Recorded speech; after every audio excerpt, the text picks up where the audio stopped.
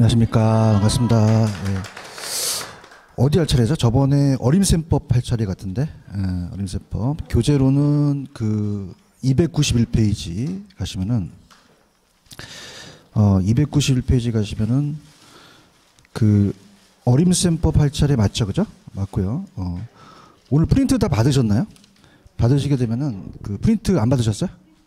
받았죠? 그래서 1번 우리가 이제 문제를 이제 풀어드리면은 1번에 가시면은 다음에 현재 가치와 미래 가치에 대한 설명이다. 옳은 거 이렇게 돼 있죠. 그래서 보시면은 그럼 1번은 이제 천천히 보시면은 현재 가치를 계산하는 공식은 일시불의 현가 계수나 연금의 현가 계수는 들어가죠. 그죠? 근데 제가 감치금 계수는 이건 현재 가치예요, 미래 가치예요. 미래 가치죠. 그래서 감치금 계수에 미음 들어가니까 미래 가치다 이렇게 얘기했죠. 그죠? 이렇게 잡으시고요. 그다음에 이제 2번은 보시게 되면은 현재 5억이라는 것은 일시불이죠. 그죠? 일시불이고. 그럼 지금 현재 5억이라는 자체는 연금이에요? 일시불이에요? 일시불이고. 그 다음에 주택이 매년 5%씩이라는 건 그건 의미가 없어요. 매년은 이제 금액이다 붙어야 되고, 연금의 미래 가치를 사용할 때 10년 후라는 게 있죠. 그죠? 그럼 우리가 10년 후라는 것은 요거는 현재 가치예요? 미래 가치예요? 그럼 내가 계수를 이용하죠. 그러면 이거는 어떻게 하셔야 돼요? 이거는 연금의 미래가치 계수입니까? 일시불의 미래가치 계수입니까? 일시불의 미래가치 계수 이렇게 잡으시면 되고, 그 다음에 이제 3번을 가시면은, 자 갑니다. 3번에 가시면은 일시불의 내가 계수라는 게 있죠. 그럼 요거는 자 겁니다. 거기 보시면은 할인율이라는 게 있죠.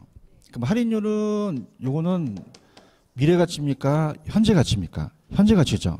그럼 요거는 N년 후에 1억이니까 1억을 할인율로 계산했을 때 현재 얼마냐는 거니까 일시불에 내가가 맞겠어요? 일시불에 현가가 맞겠어요? 현가가 맞고, 그 다음에 4번을 보시면은 매년 1원씩이라는 게 있죠. 매년 1원씩은 그냥이에요. 이거는 연금이에요.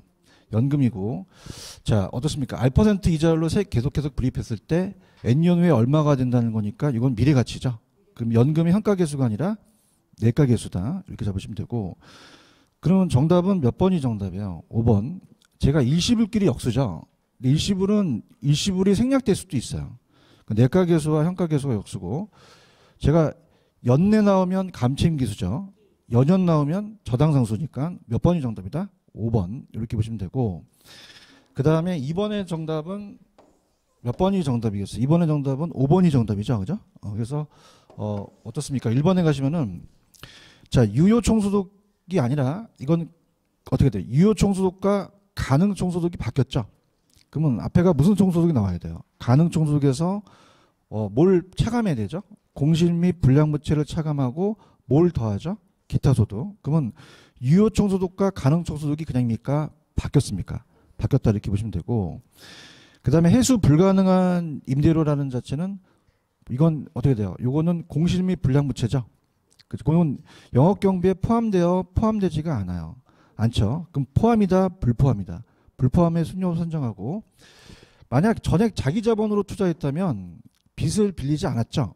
그럼 순소득이 세전보다 클 것이다, 같을 것이다 보시고요. 1년간 순소득이 적자가 되게 되면 세금이 없잖아요. 그럼 세전이 세후보다 클 것이다, 같을 것이다. 그럼 정답은 5번이 정답이죠. 순소득의 상정 과정에 해당 부동산의 재산세는 차감하나, 재산세는 영업경비에 포함이 되죠. 그죠? 근데 우리가 영업소득세는 어떻게 돼요? 영업소득세는 이 영업경비에 들어가요? 안 들어가요? 안 들어가죠. 그럼 우리 어떻습니까? 순소득의 산정 과정에서는 재산세는 그냥입니까? 영업경비에서 차감이 됩니까? 근데 소득세는 차감되지 않는다. 몇 번이 정답이에요? 5번 이렇게 잡으시면 되고, 여기까지 이해 가시겠어요? 그 다음 5번이고, 3번의 정답은 3번이 정답이죠. 그죠? 갑니다. 자, 1번에 가시면은 할인연금 수지분석법은 현금 흐름을 고려했죠. 예상되는 현금 유입의 현가와 유출의 현가를 서로 비교해서 부동산 투자 기간 동안에 현금 흐름을 반영하지 않았다, 반영했죠. 그럼 반영하지 못한 게 아니라 반영한다는 장점이 있다고 보셔야죠. 그죠? 이렇게 보시면 되고요. 반영하지 못하는 단점이에요, 반영한다는 장점이에요. 장점 이렇게 보시면 되고, 자 우리가 수익성 지수라는 거는, 자 요거는 이렇게 한번 보세요. 자 수익성 지수는 유입을 유출로 나누잖아요. 그죠? 그래서 우리가 현금 유입의 현가를 현금 유출로 나눕니다.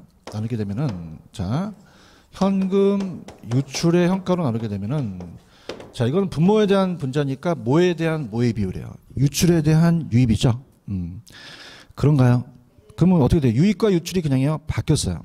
바뀌었죠. 그럼 어떻게 하셔야 돼요? 현금 유출의 현재 가치에 대한 뭐 유입의 현가를 이렇게 가셔야 되는 거죠. 1보다 큰 거는 맞죠. 그다음에 순현가는 장래 기대되는 세전이에요, 세후예요. 세후도 현가과 투자 비용 현가 서로 비교했죠. 몇 번이 정답이다? 3번 이렇게 잡으시면 되고 자 내부 수익률은 현금의 내가예요, 현금 유입의 현가예요. 현가와 현금 유출 현가를 같게 만드는 할인율을 그렇게 가셔야 되죠. 그럼 내가가 맞아요, 현가가 맞아요. 현가 맞고 그렇게 보시면 되고 그 다음에 자 우리가 어떻습니까? 내부 수익률은 순현가를 1로 만듭니까? 순현가를 0으로 만듭니까? 0으로 만들죠. 3번이 정답이죠. 4번하고 5번은 제가 이제 강의를 하면서 가겠습니다. 자 우리가 어림셈법이라는 게 있어요. 그래서 이제 교재 291페이지 가시면 어림셈법 들어갑니다. 자 291페이지 가시면 자 갈게요. 어림셈법 찾으셨습니까? 네, 자 들어갈게요. 어림셈법. 어림셈법이라는 것은 그러니까 대충 하자는 거예요. 어림셈법은. 자 그래서 이제 우리가 승수법하고 수익률법이 있는데 들어갑니다. 만약에 이제 1억을 투자했어요. 자 이게 총 투자액입니다. 총 투자액. 그러면 내가 순영업소득을 얻겠죠. 순영업소득. 자 임대료를 얻어요. 그럼 어떻습니까? 우리가 승수법과 수익률법이라는 자체가 승수법은 제가 자본회수기간이라 그랬죠. 무슨 회수기간이다? 자본회수기간. 회수기간이 길어야 돼요? 짧아야 돼요? 짧아야 되죠. 그죠? 그래서 우리가 어림셈법은 승수법과 수익률법이라는 게 있어요. 다 분수인데 알고 싶은 게 올라갑니다. 그래서 이제 본다면 자 우리가 그 승수법이라는 자체는 투자액을 올려요. 투자액 올려서 1억이라는 자체가 만약에 2천만 원씩 매년 소득이 올랐다. 그러면 2천만 원에 대해서 몇 배냐가 중요합니다. 몇 배. 몇 배냐가 중요하기 때문에 어떻게 돼요? 5배가 되죠. 그죠? 그럼 우리가 만약에 1억을 투자해서 매년 2천씩 몇 년이면 회수한다는 거죠? 5년. 그럼 요 승수가 5라는 것은 자본회수 기간이죠. 무슨 회수 기간이다? 자본회수 기간. 그럼 자본회수 기간이 길어야 돼요? 자본회수 기간이 짧아야 돼요? 짧아야 좋잖아요. 그죠? 그래서 이건 작아야지만 좋다는 거고 얘는 역수예요. 그러니까 수익률이 올라가요. 2천만 원에 대한 수익률이 올라가서 1억에 대해서 20%니까 얘는 그냥입니까? 수익률이 많이 나와야 됩니까? 많이 나와야 좋죠. 그러니까 몇 퍼센트라는 거죠. 그래서 이렇게 보시고요. 근데 중요한 것은 자 매년 소득이 같아요. 달라질 수도 있어요. 달라질 수도 있고 처분을 따질 수도 있죠.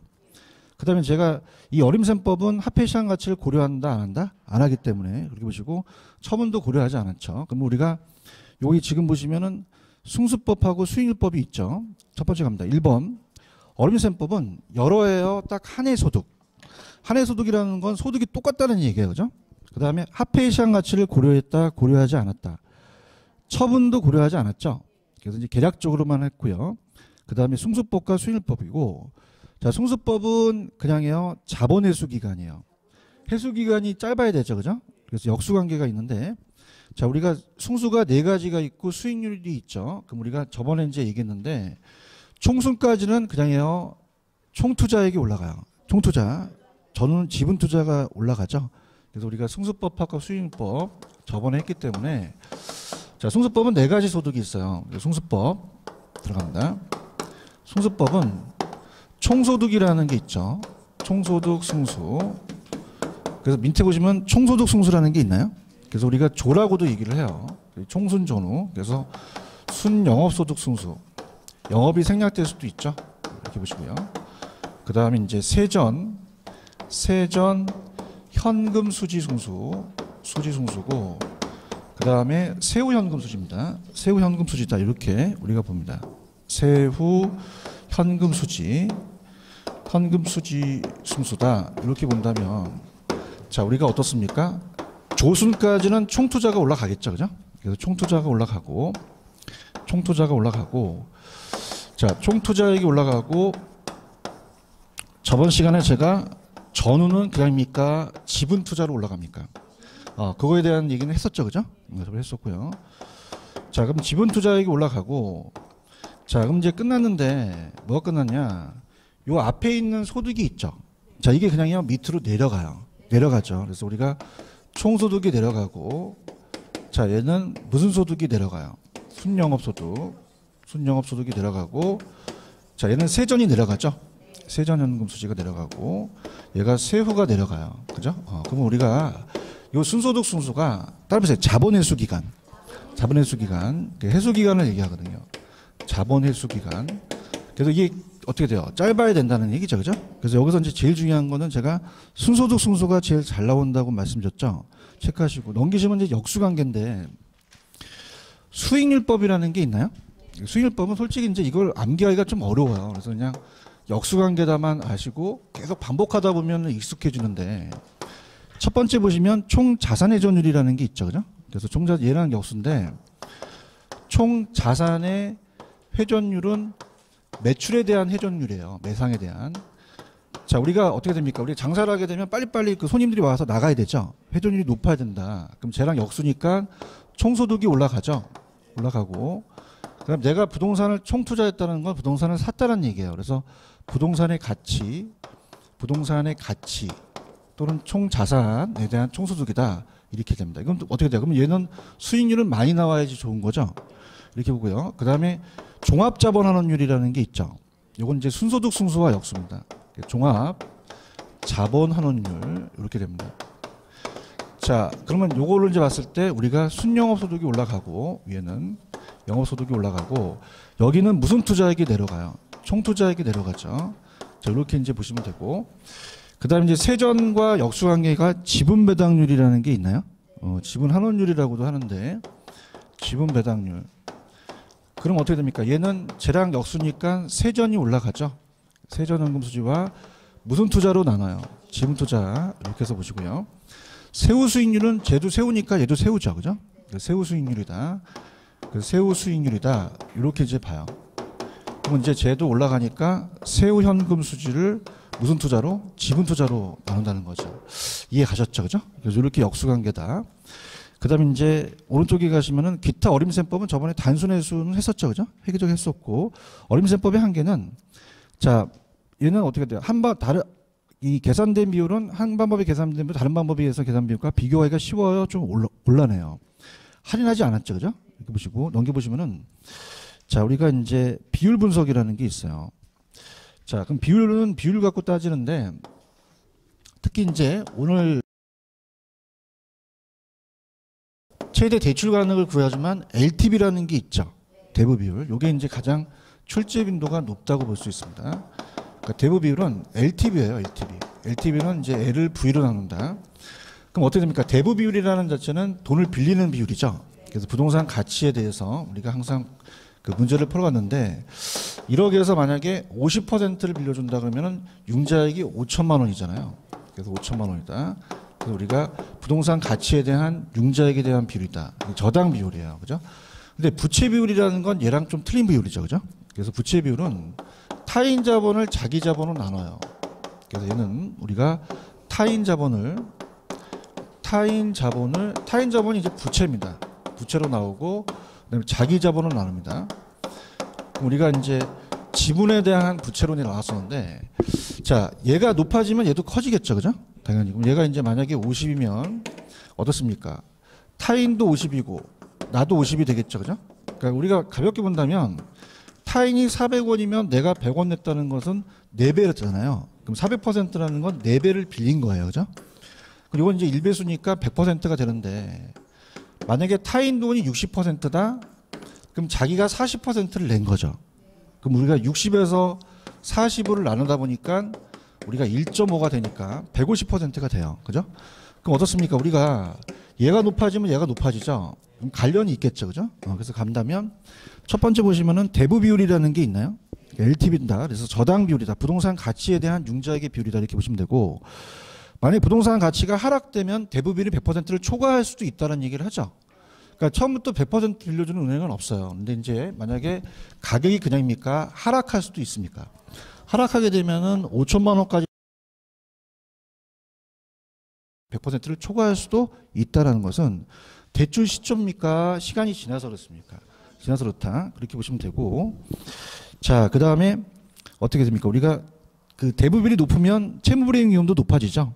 그 다음에 대부가 이제 만약에 대부비율이 60%면 자기 자본이 40%라는 건 그다음에 1이 되고요. 대부가 높아지면 부채비율이 높아지니 밀접한 관련은 없다, 있다. 다른 개념이지만 부채 감당률이라는 거 있죠. 그래서 이제 우리가 부채 감당률은 제가 상가 건물을 할 때 한다 했죠. 그래서 이제 이거는 부채를 감당하는 능력. 그래서 예전에 이제 그 상가까지 우리가 풀어봤었는데 부채를 감당하는 능력을 봐요. 감당률. 그래서 우리가 어떻게 돼요? 그러면 임대 사업을 할 때 임대 소득이 많아야 되겠죠, 그죠? 그래서 순영업소득을 부채 서비스액으로 나눠요. 부채 서비스액. 자, 그러면 제가 암기 기법이 뭐 갑이 뭐 3을 받았다. 그 밑에 상가인데 순두부찌개가 있을 수 있죠. 그래서 따라서 순투부. LTV라는 자체의 투는 이제 나눈다는 거잖아요, 그죠? 그래서 한다면 순투부니까 뭐가 올라가겠어요? 순소득을 무슨 서비스액으로? 부채 서비스액. 근데 이게 1보다 작아야 돼요? 1보다 커야 돼요? 커야 되죠. 그래서 부채 감당률이라는 게 있나요? 그래서 이건 순소득이 대출금의 원리금을 몇 배가 되느냐를 따집니다. 그럼 1에 가까우면 대출자 차입자 모두 위험하겠죠? 그럼 1보다 작아야 돼요? 커야 돼요? 작으면은 그 순소득이 부채 서비스를 감당하기가 부족하다. 이렇게 보시면 되고, 밑에 가시면 채무불이행률이라는 게 있죠. 자, 채무불이행이 많이 되면 안 되죠. 그럼 채무불이행률은 높아야 돼요? 낮아야 돼요? 낮아야 되죠. 자, 그래서 이제 우리가 요거는 경비하고 빚이 위에 올라가죠. 근데 유효 총소득이 내려가니까 자, 유효 총소득이다. 그래서 제가 유형부라고 외우시고, 자, 경부선을 따라서 유채권 입비죠, 그죠? 그래서 우리가 영업 경비가 되고, 이건 무슨 서비스액이 돼요? 부채 서비스액. 자, 이렇게 이제 보는 거죠. 그래서 우리가 얘는 어떻게 돼요? 그 유효 총소득이 영업 경비와 부채 서비스에 감당할 수 있는 능력이니까 얘는 커야 돼요, 작아야 돼요. 크면 채무불이행 가능성이 높아지죠. 그래서 이렇게 보시면 되고, 영업 경비는 어때요? 영업 경비도 낮아야 되죠. 영업 경비 비율은 자, 우리가 어떻습니까? 여기가 이제 유효입니다, 유효.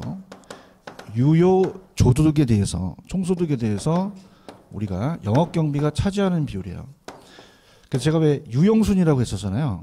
왜냐하면 이제 이거는 이 총소득보다는 유효가 들어가야 되는데 또 가능으로 나올 수도 있다. 그래서 이렇게 보시면 돼요. 이건 낮아야 되고요. 넘겨보시면은 이제 비율 분석법의 한계라는 건 어떻게 돼요? 비율을 구성하는 요소들에 따라서 추계가 잘못되면 비율 자체가 왜곡될 수도 있죠. 그다음에 이제 이게 대부분이 계산해서 부동산 가치가 과대평가되면 대부분이 낮게 왜곡될 수도 있고요. 자, 은행 입장하고 투자자 입장은 어떻게 돼요? 투자가 다르죠, 그죠? 이자 먹는 거와 지분이 다르기 때문에 각각 다르고, 비율은 어떻게 돼요? 동일한 투자이라도 사용하는 지표가 같습니까? 다 다릅니까? 다르죠. 총자산 회전율이 많이 나오지만 또 영업 경비가 많이 나갈 수도 있죠. 이렇게 보시면 됩니다. 자, 그럼 오늘 프린트 4번 문제를 한번 풀어보세요. 풀으시고 제가 설명을 한번 해볼게요.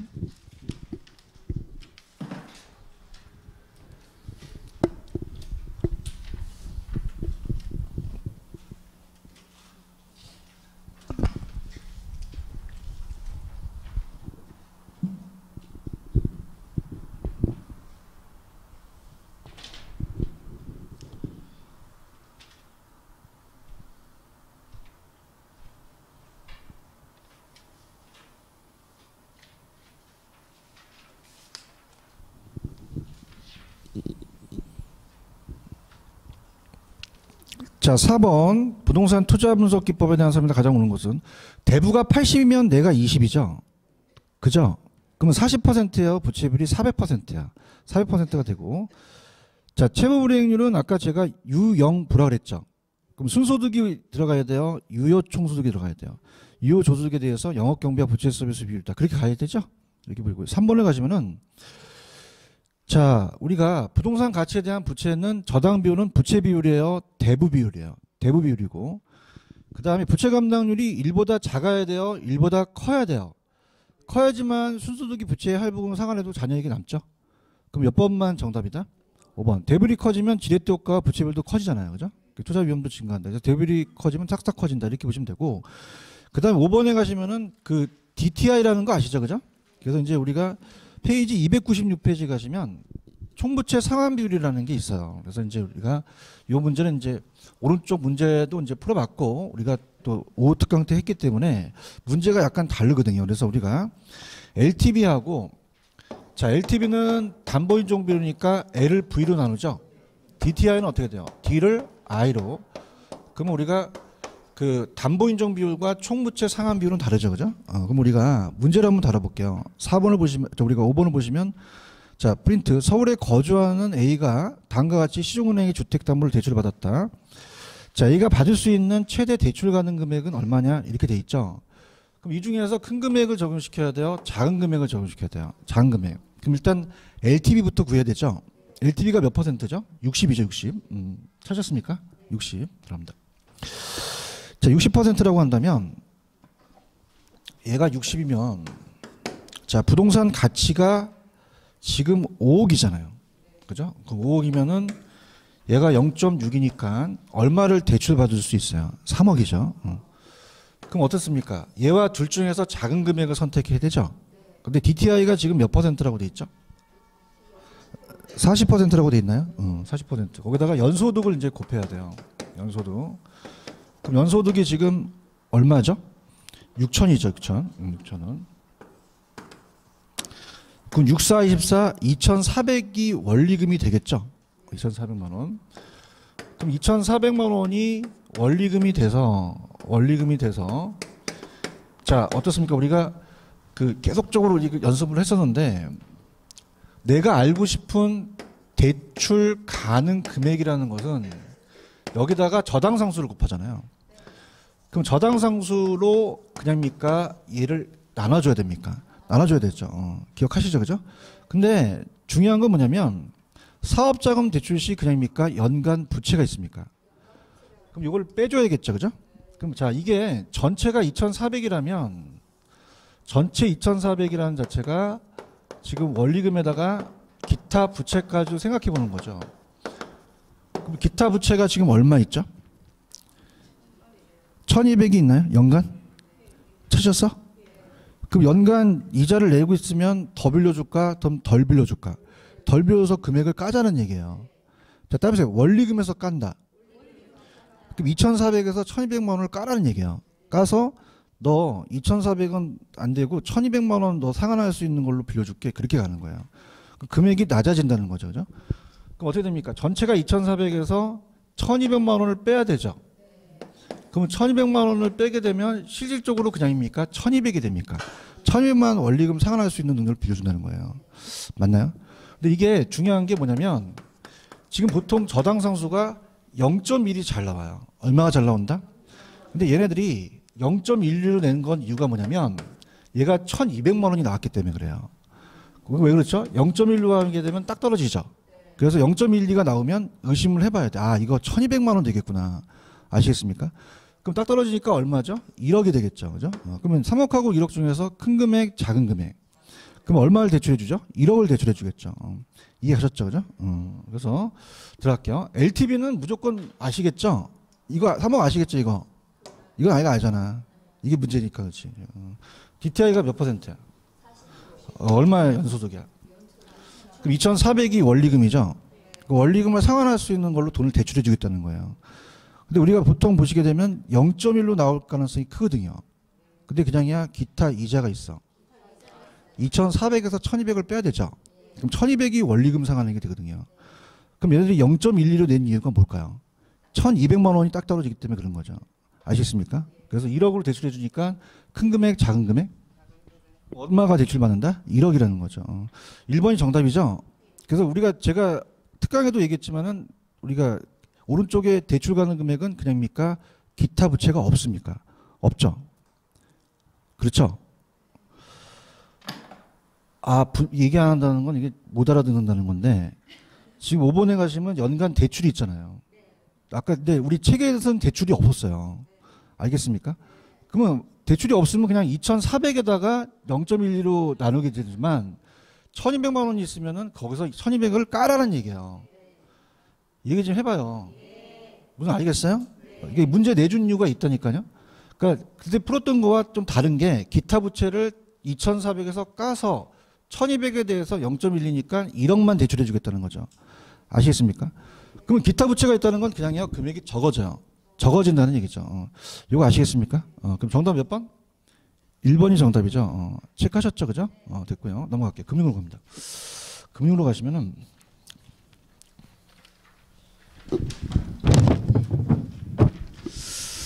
자, 금융 파트로 329로 가죠. 329로 갑니다.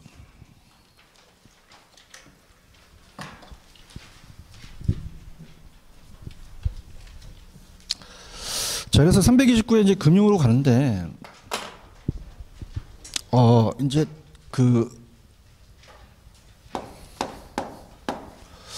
부동산 금융 파트가 이제 나온다면은 우리가 한 5에서 한 6문제 정도가 나오는데, 일단은 이제 안 한 파트 위주로 한번 가볼게요. 자, 우리가 금융이라는 것은 어떻게 됩니까?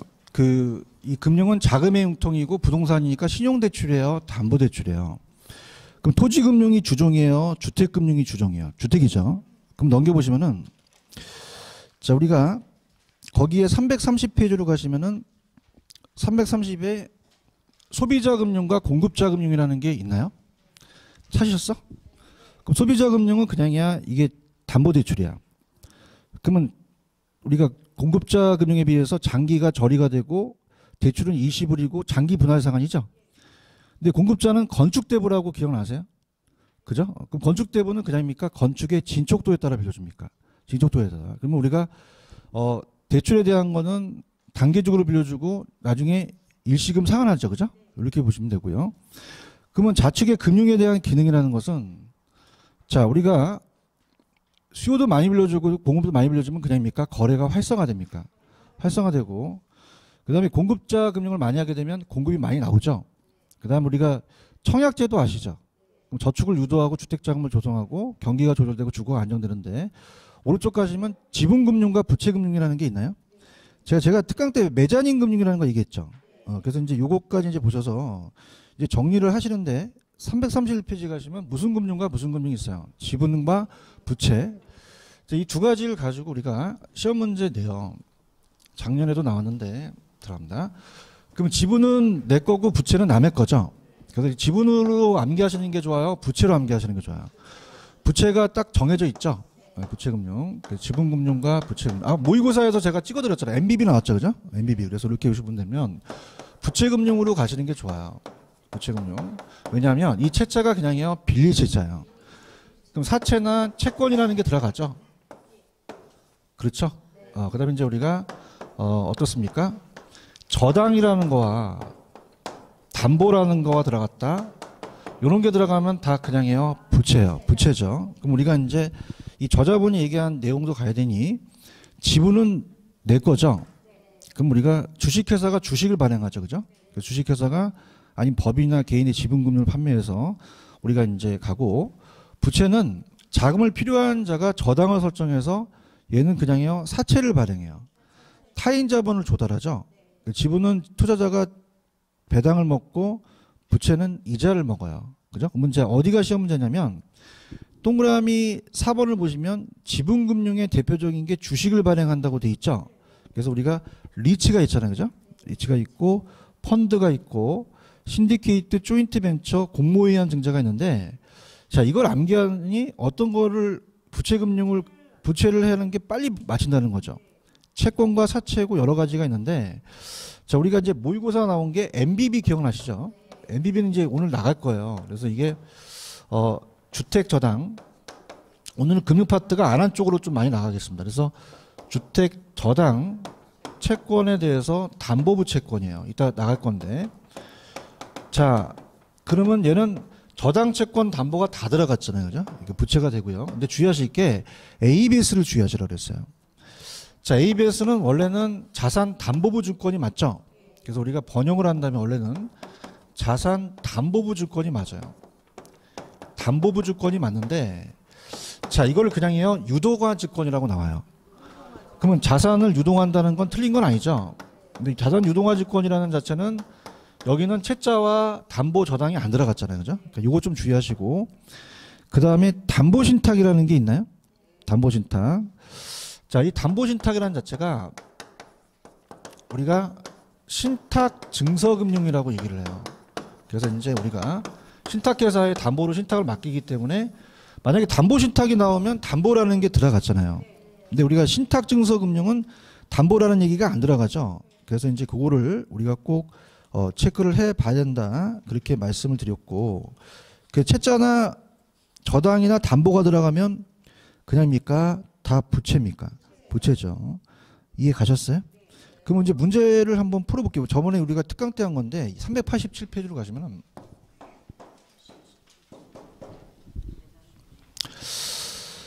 메자닌 금융이라는 게 있죠. 그래서 우리가 특강 때 못 들으신 분들을 위해서 메자닝은 밑에 해설해 보시면은, 자, 메자닝은 지분금융과 부채금융의 그냥 혼합이에요. 혼합이라는 건 두 가지 성격을 다 갖고 있다는 얘기예요. 그죠? 그래서 이제 신주 인수권 부사채가 정답이 됐죠. 그래서 사채로서 부채금융인데, 자, 우리가 이 메자닝은 이 두 가지를 합친 거거든요.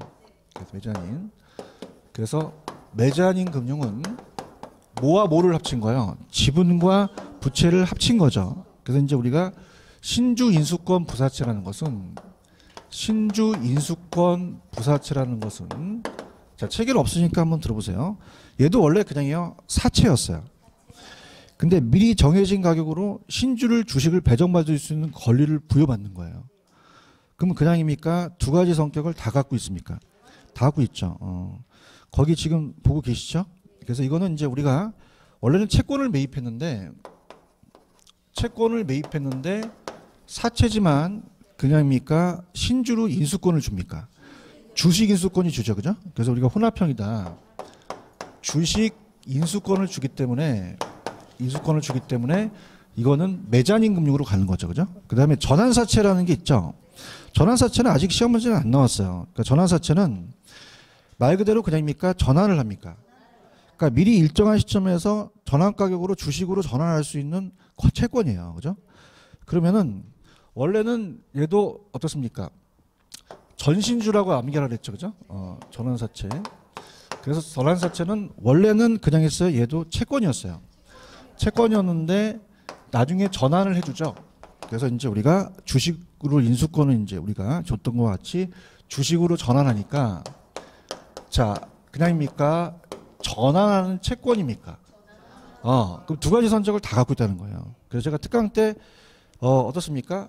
제가 이제 가다가 전신주에 매달린다 그랬죠. 그러면 어디에 매달리죠? 전신주에 매달린. 그러면 여기서 나오는 메자닌 금융은 몇 번이 정답이에요? 1번이 정답이죠. 체크하셨습니까? 근데 자산 유동화 주권은 A, B 쓰죠. 그럼 요거는 그냥입니까? 채자가 없습니까? 그 다음에 담보도 없기 때문에 이 자산 유동화 주권을 상당히 주의 깊게 보셔야 돼요. 나머지는 뭐 신디케이트나 조인트 벤처 같은 거는 지분이죠. 그죠? 주택상한채도 이제 부채다. 그렇게 해서 여기를 하나 잡으시기 바랍니다. 아시겠죠? 그러니까 지분금융과 부채금융이 한 문제에 배정이 돼요. 이렇게 보시면 되고, 자, 그 다음에 이제 앞으로 다시 가셔서 안 했던 거 위주로 한번 가볼게요. 가면은, 자, 가게 되면은 페이지로 가시면 이제 332페이지 가셔서 우리가 차근차근히 이제 왔다 갔다 하지 않고 우리가 이제 정리할 때입니다. 그래서 예전에는 뭐 왔다 갔다 하면서 이제 보여드렸는데 332페이지 찾으셨어요? 천천히 한번 들어가 볼게요. 정리를 하실 때입니다. 이제 자, 거기 보시면은 부동산 금융의 위험은 요거는 은행의 위험이에요. 누구의 위험입니다? 그럼 은행이 처했을 때 위험이죠. 그죠? 그럼 채무불이행이라는 건 뭐예요? 차입자가 그냥입니까? 채무를 불이행합니까? 상환하지 못하죠. 그럼 대출자가 부담하는 위험을 말한다는 얘기예요. 그럼 이건 어디가 시험 문제냐면 제가 3번에 체크가 돼 있죠. 여기 기출돼 있었어요. 그럼 만약에 채무불이행이라는 것은, 자, 요즘은 여러분 어떻습니까? 만약에 대출을 해줘서 그 지방도 어떻게 합니까? 막 집값이 막 떨어지는 곳이 있잖아요. 그럼 그냥요 가격이 떨어져요. 떨어지면은 또 소득이 낮아지게 되면 채무불이행이 되거든요. 그래서 우리가 저당이 설정된 후 차입자 그냥입니까? 소득이 감소합니까? 가치가 떨어지죠. 그러면은 어떻게 됩니까? 변동 대출 후에 시장금리 상승, 차입자의 채무불이행 위험이 더 커지겠죠. 맞나요? 근데 만약에 시험 문제가 소득도 증가하고 가치가 올라가면 채무은행 위험이 커진다, 작아진다? 작아진다라는 게 시험 문제가 나와요. 그다음에 조기상환이라는 거 아시죠? 조기상환은 만기 전 변제를 했었어요. 그럼 어떻습니까? 가장 중요한 게 이번에 체크가 돼 있죠. 고정금리 때 발생됩니다. 그럼 시장이자가 상승했을 때, 하락했을 때, 요게 이제 키포인트가 돼요. 그럼 차입자가 조기상환을 유인하겠죠. 그래서 어떤 일에 대해서 이제 현상을 일으키는 게 유인하게 되면 대출자는 조기상환 수수료를 부과하죠. 근데 조기상환을 방지를 하지만 얘가 조기상환을 해버리면 위험하다는 얘기예요. 그래서 이렇게 해서 이자 시장이자가 충분히 하락하게 되면 조기상환 수수료를 부담하고도 조기상환을 해버리겠죠. 그죠? 그다음에 이자율 위험은 금융기관이 저당 대부를 한 다음에 예금 상품을 판매했는데 이자가 변동할 수도 있잖아요. 그래서 차입자가 전가하기 위해서 변동금리 대출을 좀 선호하기도 하겠죠. 자, 오른쪽 갑니다. 저당 상환 방법이라는 자체가 제가 저번 시간에 이제 원리금, 원금, 체증을 특강 때 했었죠. 근데 이제 어디가 이제 스타트냐면 고정금리와 변동금리가 있잖아요. 그죠? 그래서 우리가 넘겨보세요. 넘겨보시면 337페이지 가시니까 고정금리와 변동금리라는 게 있나요? 자, 들어갑니다. 자, 이제 정리를 하실 텐데, 그럼 고정금리와 변동금리를 그냥요, 바꿔내요. 바꿔낼 수도 있죠. 그죠? 그래서 고정금리는 금리가 고정돼 있고, 변동은 이제 시장 상황에 따라서 이제 조정을 하죠. 변동금리. 자, 그래서 우리가 이제 시험에 나왔던 게 명목이자라는 게 나왔어요. 명목은 겉으로 드러나는 이자를 명목이자라 그래요. 그래서 명목금리. 명목이자가 있고요. 이제 은행이 먹는 실질이자에다가 인프레를 고려합니다. 근데 은행은 안 위험해요. 위험할 수도 있어요. 그럼 거기에 대한 아까 조기상환이라든지 위험을 할증할 수도 있죠. 그래서 이제 예상 인플레까지도 보는데, 자, 우리가 들어갑니다. 자, 우리가 겉으로 나온 게 다 명목이에요. 그래서 명목은 이제 만약에 우리가 지금 고정금리가 상당히 높죠, 그죠? 그래서 한 4%대로 이제 거의 돼 있더라고요, 그죠? 그러면 4% 5% 되는데, 그러면 실질금리는 은행이 먹는 거기 때문에 그냥입니까? 은행이 예상을 합니까? 근데 예상치 못할 수도 있잖아요, 그죠? 그래서 만약에 2%를 예상했다면 실질적으로 먹는 건 2%거든요, 그죠? 그럼 실질금리는 어떻게 돼요? 명목에서 예상을 뺐죠. 그래서 명목에서 예상을 빼요.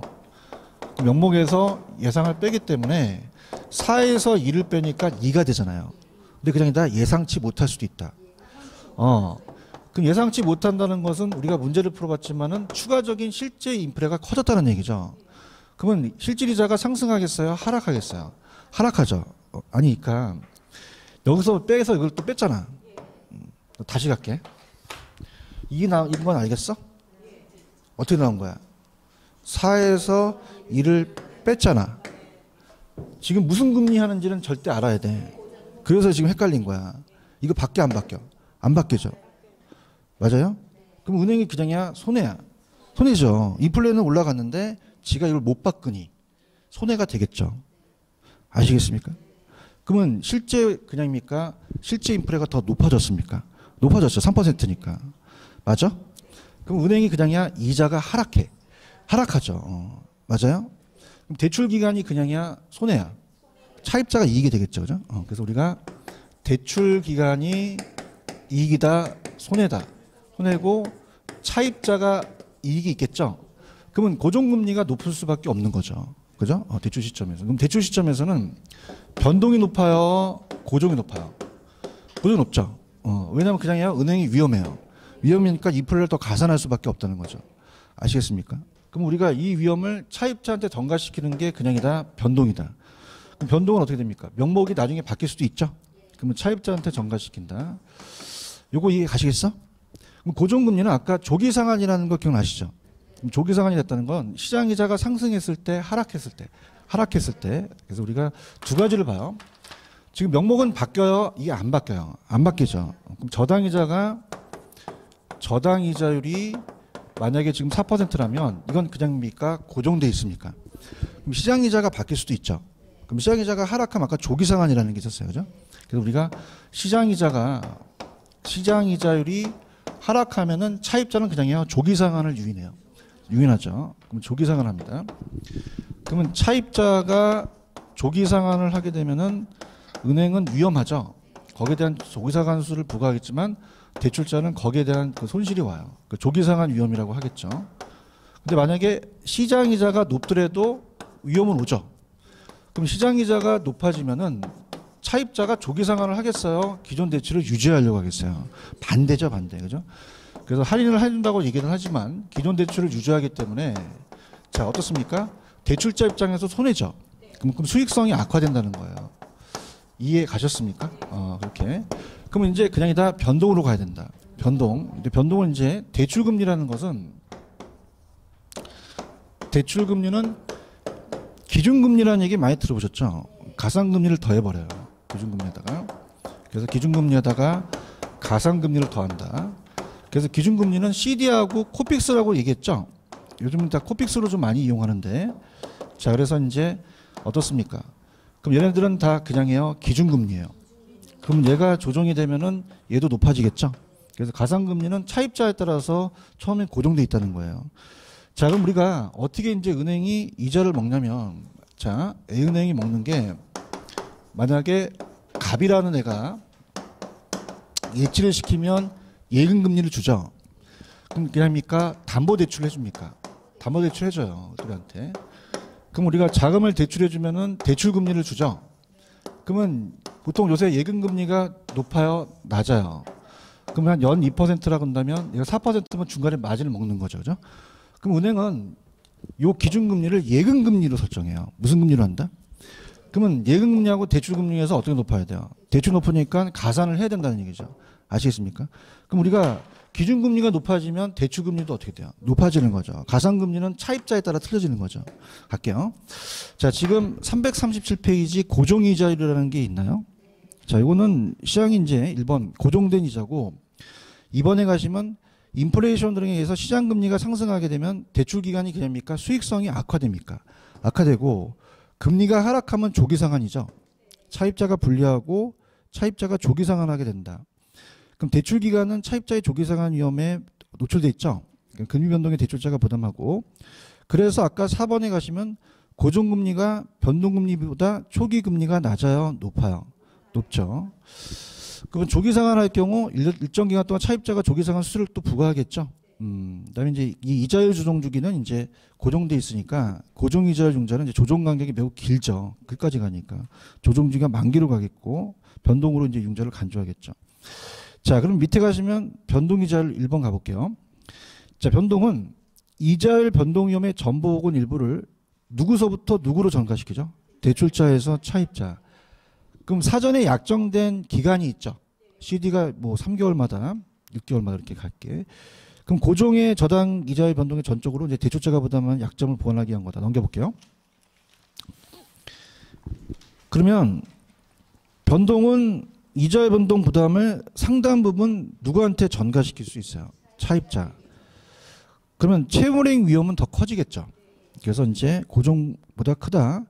따라서 그럼 차입자를 보호해 주려면 금리 상한을 설정해야겠죠. 자, 금리 상한이라는 자체는 자, 이걸 설정하고 그냥입니까? 못 올리게 합니까? 차입자를 유리하게 하는 거죠. 그죠? 그래서 이제 금리 상한은 금리 상한 이상으로 금리 상승하는 경우는 차입자의 채무행 위험을 줄일 수 있다는 얘기예요. 그러면 4번에 한편 변동이자로 대출하게 되면 대출 기간의 금리 변동을 완전히 제거하는 것은 아니겠죠. 자, 좀 전에 우리가 2%를 예상했는데 예상하지 못한 게 1%가 더 증가했잖아요. 그럼 그다음입니까? 실제가 기대보다 실제가 높아졌습니까? 그럼 금리가 조정되기 전까지 대출의 금리 변동 위험을 부담하겠죠? 그러면 이제 이러한 위험을 위해서는 금리 조정 주기를 좀 짧게 봐요. 길게 본다, 짧게 본다. 짧게 봐야 빨리빨리 전가시킬 수 있죠.